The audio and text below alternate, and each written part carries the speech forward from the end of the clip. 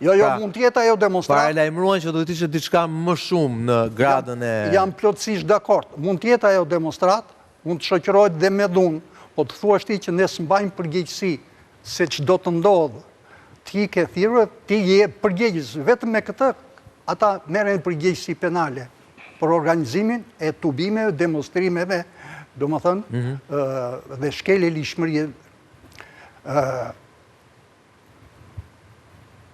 Funksionet një mbartin dhe frika nga i demonstrim që do të ndodhe në 21 janar, i kanë detyruar kuadrot të mbledhen të miratojnë planet e më radhë. Jemi dakord?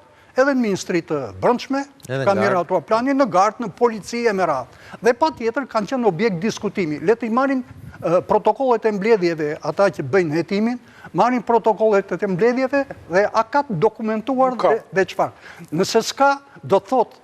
Fshirje provash? Nëse jo fshirje provash, kanë lënë detyrën pa bërë. Do të thotë, ja kanë lënë rastësisë dhe takimeve gojore... Dhe kjo i mban përgjegjës dhe penalisht ata? Po, i bën, po, me mos veprim. Po, nëse nuk kanë dokumentacion ku analizohet, miratohet plani dhe japin orientimet, ministri orientim politik, cilë do ishte orientim politik i ministri dhe i kryeministrit, do të koordinoni mirë shërbimet, vetëm në raste, do më thënë, si pas ligjit, do zbatojnë procedurat dhe nuk duam viktima, nuk duam gjak. Mirë, më falë, ata do thonë në këtë moment, ne si jemi specialista. Ta mbyll.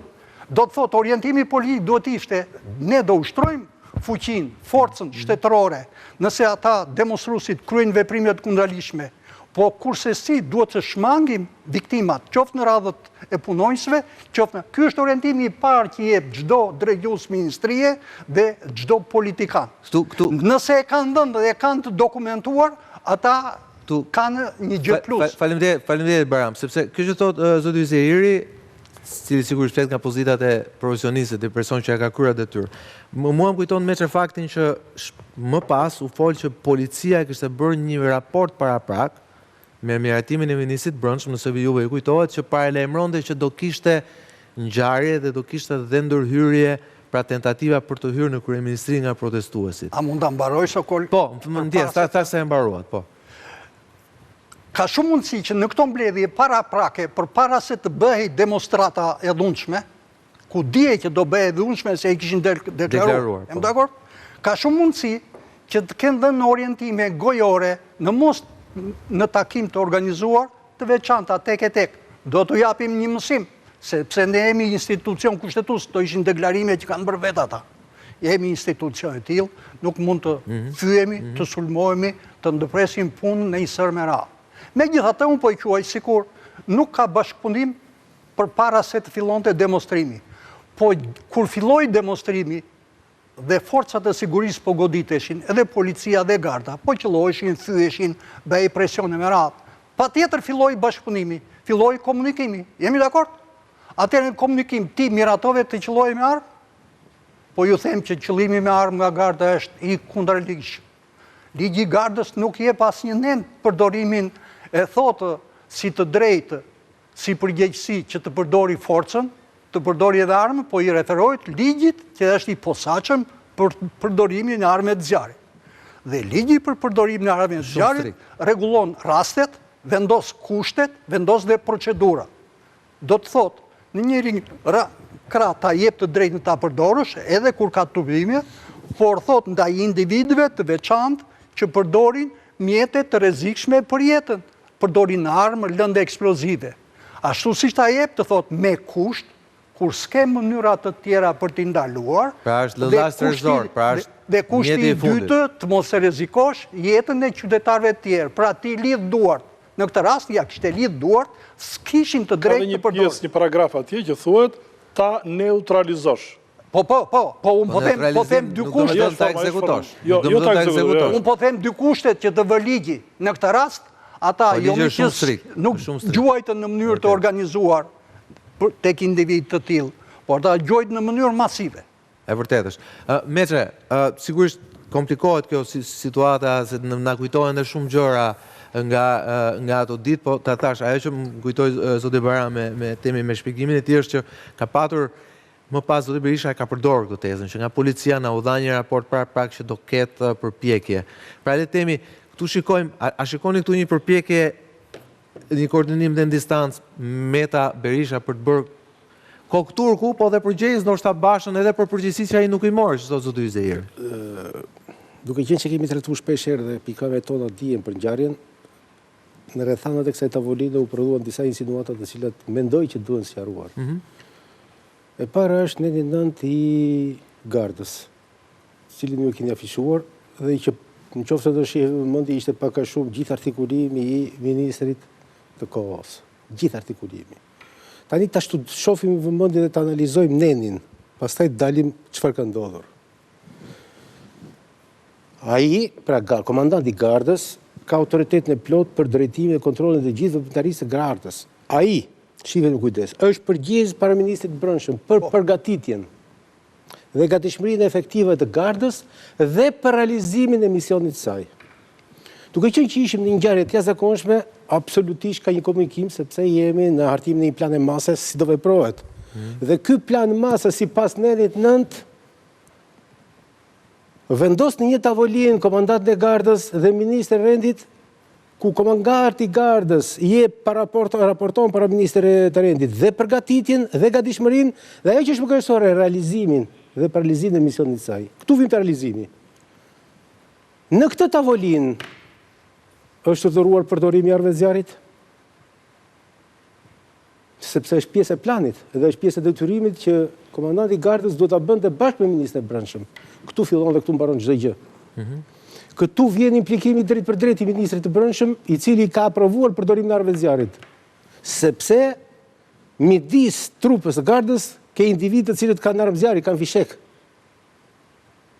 Ndërkohë, kur neni 5 i ligjit përdorimit të armëve u ciltua në mënyrë shumë strikte, unë e kam thënë disa herë, po në mënyrë shumë strikte thotë ku rrezikohet etj dhe eliminimi do bëhet individual. Në qoftë se shqiptarët tashmë kanë parë me 10 filma, sepse te filmat materializohen skema se si funksionon policia, shohin që ka snajpera në distancë, në lartësi, të cilët marrin urdhër të neutralizojnë pikërisht ta individ. Ndërkohë kur gardës ndalohet absolutisht me ligj përdorimi i armëve. Çka do thotë? Që në planin e përgatitjes, i cili do të ishte i gatshëm dhe do të ishte miratuar nga ministri për 20 janarin, neglizhohet në mënyrë absolute përdorimi i armës turm. Pra, neglizhohet në mënyrë absolute që garda të kishte armatim luftarak, po them. Dhe në fakt aty shumica e gardës ose përveç grupit zjarrit gjithë pas fishek manor. Për të dhënë përgjegjësinë drejt për drejt ministrit të rendit. Mëtej u vazhdoi në një plan tjetër. Sinqerisht unë jam shumë skeptik në rezultatin isha shumë skeptik, por tashmë më intrigon një ngjarje që përsëri do të analizoj.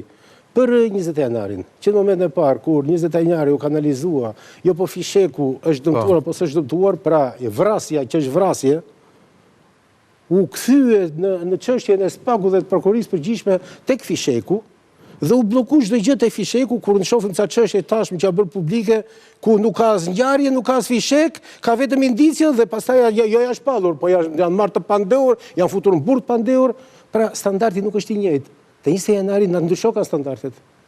Dhe vite pjesa kryesore, Sali Berisha u thërit. Këtu shoh që ka një skenë tjetër, të cilën Sali Berisha po e luan tashmë. Në qoftë se Sali Berisha që është një makiavelist i tërbuar dhe që është një skenograf dhe një dramaturg dhe një aktor i shkëlqyer, kur ka dal nga SPAK-u ka kuptuar që laku ka arritur aty kaloi pak të aktrimi, e vërtetë është. Ishte aktrim i gjithë aktrim. Pse? Shoh faktin tjetër unë.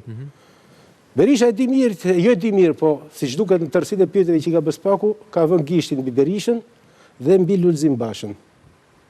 Dhe Sali Berisha tani ka hedhur në treg një skenë tjetër.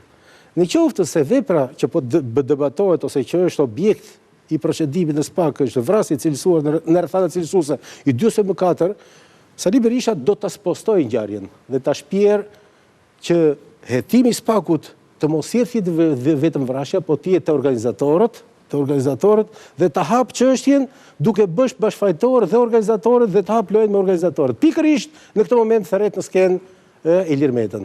Dhe treshja, jo pa qëllim Berisha mbron Bashën, se i thot jemi të dy në një varg që po mbytet. Kështu që do të mbrojë unë ty së bashku, do ta bëjmë këtë luftë. Thërret dhe Metën dhe këta të tre po skandalizojnë atë skemë që njihet tashmë, që tentojnë ta devijojnë hetimin, çështjen e timorit në planin politik tani, jo në plan juridik. Se në plan juridik unë mendoj çështja është e mbyllur, sepse vepra penale tashmë është e regjistruar dhe procedimi është regjistruar me vepra penale të cilësuar qartë fare. Po çfarë mund të shpëtoj Ilir Meta në këtë mes? Asgjë nuk do të shpëtojë Ilir Meta. Thjesht Ilir Meta do dalë në skenë dhe do thotë që sipas dienisë time, dhe është i besueshëm sepse ishte pjesë, autori dhe ai që përgatiti vrasjen quhet Edi Rama. Dhe këtu fillon gjithë media në krahun tjetër ta devijojë çështjen nga vrasja në rrethana cilësore drejt një vrasje të organizuar nga Edi Rama, e cila pastaj ja futet në korridore të tjera dhe debati nuk është më në thelbin e çështjes, por është një debat që Berisha jo pa qëllim e ka tërhequr. Për këtë arsye vjen në skenë sot Ilir Meta. Tani Ilir Meta ju thatë një sekuencë ati që të lutem po e përsëritet do jetë perla, sepse thash mbaroj emisioni. Mbaroj emisioni. Sepse unë nuk mundet sot të shoh këta aktor të cilët në kulmin e sinqeritetit të tyre dhe në nervozizëm njeriu shpreh sinqeritetin e vet, kur i thotë qartë fare nga një porton që është porton, që është kryetari i kuvendit, dhe nëse kryetari i kuvendit gënjen dhe mashtron, nuk ka drejt morale sot të flasë më për dieni që ka për ngjarjen, kur në atë periudhë, në cilësinë që kishte në atë periudhë, në cilësinë e kryetarit të partisë, nuk them të një qytetari, janë statuse të rënda këto në një shtet, që të arrijë kryetari i shtetit, i dyti, se është i dyti në shtet, i treti është kryeministri, dhe të mashtrojë në atë formë dhe të thotë që zotri, unë dhash një dorëheqjen, shive, e dhash një dorëheqjen për kë? Për çunin tat. E nuk e ja përsëri dorëheqjen për çunin tat. Por ty e jap apo për çunin tat jo. Dhe e dyta thotë. Nuk ja. Dhe e dyta thotë një shprehje tjetër që është po kaq e rëndë, që ti e di mirë për kë ishte ajo video, ishte për çunin tat. Dhe pse do diskutojmë në më tutje dhe çfarë më tepër se kaq do thotë Ilir Meta, kur Sali Berisha del sot dhe thotë, ai si zëvendës kryeministër ka dieni mbi ngjarje, dhe unë pyes, si ka dieni mbi ngjarjet ai? Ç'lidhje ka zëvendës kryeministri me Ministrinë e Punëve të Brendshme? Ç'lidhje ka? Ç'a lidhje ka zotri? Jemi në qeveri ku jemi, nëse zëvendës kryeministri ka dieni në kuadrin e mbledhjeve. Ishte edhe i dorëshur atë kohë. Në mbledhjet, po nëse ka dieni në mbledhjet. Çfarë po s'ka qenë? Po nëse ka dieni në mbledhjet e qeverisë, automatikisht ka dieni dhe zëvendës kryeministri, ka kryeministri, ka dhe gjithë ministrat që janë tavolinë. Përfshirë dhe ministrin e Brendshëm. Por që një person që është i dorëhequr dhe që kryeministri i kohës, i cili tash në hallën e madh do të gjithë përfshijë, të gjithë tani, zotëri, në këtë varg që po mbytet dhe që po shkon drejt asgjësimit, jemi të gjithë bashkë, prandaj o burra tani popullit e gjithë botës bashkohemi të godasim social-imperializmin sovjetik dhe imperializmin amerikan, janë teza që i dimne, sepse në veri këtë skemë ndërtonte dhe në atë kohë. Tashmë Berisha është mjeshtri kësaj pune. Dhe unë gjithë televizjet nuk e lidh fare as me Bashën, nuk e lidh as me Metën, e lidh me bashkimin e gjithëve këtyre për t'i shpëtuar asaj që tashmë është fakt. 21 janari vrasje shtetërore. Autori i vrasjes shtetërore e ka vetëm një emër, Sali Berisha dhe Lulzim Basha. Edhe Lulzim Basha, të dy tonë. Ta thash unë ta thash tani. Menjëherë, sa shkojmë në përshkur publicitare të flasim pikërisht për këto, pra sipas jush bindja është e qartë, është Basha dhe Berisha. Puna është spaku si do na e provojë. A provojë dot kjo thjesht me deklarata? Sigur që e ka provuar. Njërit pro dhe tjetri kundër. Menjëherë këtë pas publicitetit.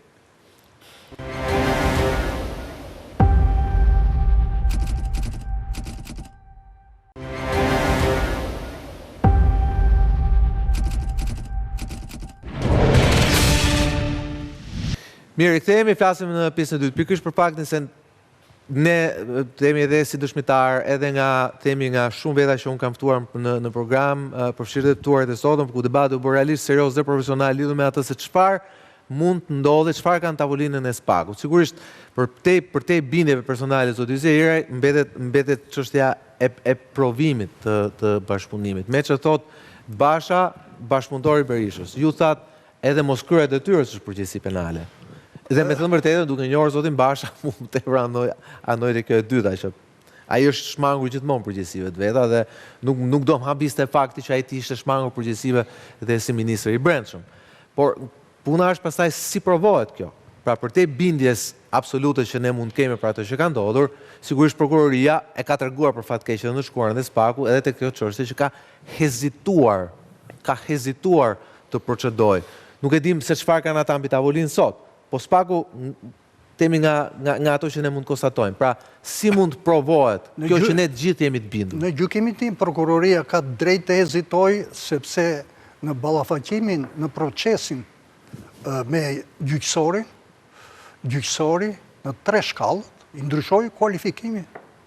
Prokuroria ka vajt me akuzë për vrasje në rrethana cilësuese 79, neni 79. Këtë që kërkojmë ne tani, dhe kështu si që është e vërteta, aq sa dim ne se, jo të tëra i dim. Për mua, SPAK-u ndodhet, ai prokurori që drejton hetimet, ndodhet para 2 rrugëve.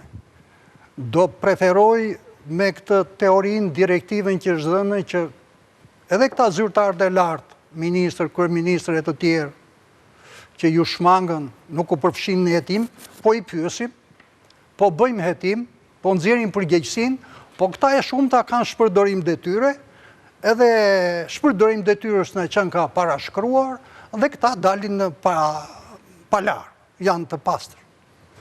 Në gjykimin tim, duhet t'i qëndrojnë kësaj vije. Kjo është vijë për t'i shpëtuar, që është kurdisur që më përpara, ndaj dhe vajti kaq vjetë, derisa të parashkruesh. Ndaj dhe ndryshoi kualifikimin i veprës, nga ndryshe që e bën prokurorët, vrasjen e rrethana cilësuese me vrasjen nga pakujdesia. Cili është thelbi? Ka bashkëpunim të zyrtarëve të lartë që nuk u përfshin në hetim me komandantin e gardës dhe me të tjerët që kryen, domethënë, janë dënuar, janë hetuar vetëm ekzekutorët. Po, cili ishte roli kryeministrit, i ministrit dhe i disa funksionarë tjerë, mjekëve që dhanë ekspertizat gabuara, kush prishi provat, e me radhë, deri dhe te prokurorët që nuk vazhduan me atë intensitet të ushtronin përgjegjësitë dhe kompetenca e atyre. Donde ndonjëri, po e hoqë. Një minut. Një minut. Nuk është justifikim ky. Një minut. Berisha ka qenë shumë i fuqishëm atë. Nuk është justifikim. Nuk është justifikim. Një minut. Ku e kam iden? Në momentin që e zëm se nuk bashkëpunuan, ishin në pozita tjera hierarkisë, dhanë vetë porosi, merrni masa e me radhë. Në momentin që filloi të goditej policia dhe po qëlloi në mënyrë masive me armë nga forcat e gardës, patjetër kryeministri që ishte në kat dytë i dëgjojti. Patjetër ministri që shikonte nga terracat i dëgjojti dhe i shikojti. Pra filloi bashkëpunimi, se filloi raportimi, informimi. Dhe ti duke dhënë dhe duke marrë urdhra dhe porosi, kupton, nga këta që çapo bëhet, pse ky shtek, këtu fillon bashkëpunimi. Bashkëpunimi do thot ti u pajtove, ti a e thire në zyrë, a i ulërite, a i bërtite, apo i the ndaloni armët. Jo, a i mori mbrojtje, i mbajti një javë kryeministri. Jemi në fazën që po zhvillojnë ngjarja, në fazën që zhvillojnë ngjarja, se bashkëpunimi realizohet para veprës penale, gjatë zhvillimit kryerjes veprës penale dhe pas kryerjes veprës penale. Në gjykimin tim, këta kanë demaskuar veten, sepse gjatë zhvillimit të ngjarjes, fakti që nuk dhanë urdhra për të ndërprerë të mos qellojë me armë, po filloi intensiteti, do më thënë të qellojë, vazhdoi të qellojë me armë, edhe kur kishte rënë rrezikshmëria dhe intensiteti demonstruesve. Se prapa kurizit tuaj në fakt është ajo që ka dalë nga përgjimi, që ka dalë nga familjarët, ku sipas përgjimit zoti Prendi thot, të mbahet armën në dorë gati për zjarr, të mbahen armën në dorë gati për zjarr në ajër, një sekond. Pastaj kur të them unë në trup. Është e drejtë e tij që ai ishte përgjegjës për të urdhëruar për komanduar. Pa, mund ta japi komandanti i gardës vetë të lloj urdhri? Është e kundërligjshme.